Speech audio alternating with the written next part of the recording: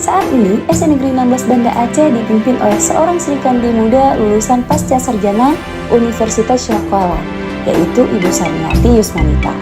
Akun Belajar ID yang disediakan oleh Kemdikbudristek sangat memberikan manfaat dan kemudahan dalam sistem tata kelola yang berbasis data di sekolah kami. Melalui akun Belajar ID sangat memudahkan para rekan guru dalam mengakses berbagai modul ajar untuk menunjang pembelajaran di kelas.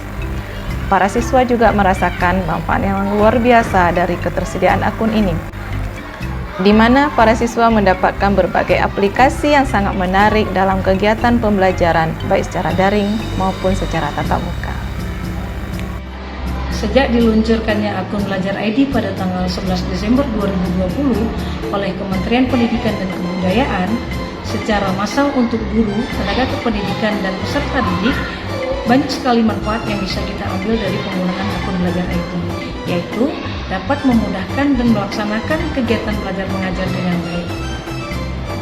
Akun Belajar ID didirikan untuk mengakses layanan pembelajaran dan layanan lain di bidang pendidikan. Dengan akun Belajar ID, kegiatan pembelajaran, berkolaborasi, dan komunikasi antar pengguna dapat dilakukan. Penggunaan akun Belajar ID bersifat opsional. Peserta didik, pendidik, dan tenaga kependidikan dapat memiliki akun Google pribadi sekaligus akun Belajar ID. Namun, Kemdikbudristek menyarankan peserta didik, pendidik, dan tenaga kependidikan untuk menggunakan akun Belajar ID karena satu, menggunakan akun Belajar ID menjadi salah satu jalur komunikasi resmi Kemdikbudristek kepada peserta didik, pendidik, dan tenaga kependidikan. Yang kedua, akun Belajar ID akan digunakan untuk mengakses aplikasi-aplikasi resmi Kemdikbudristek.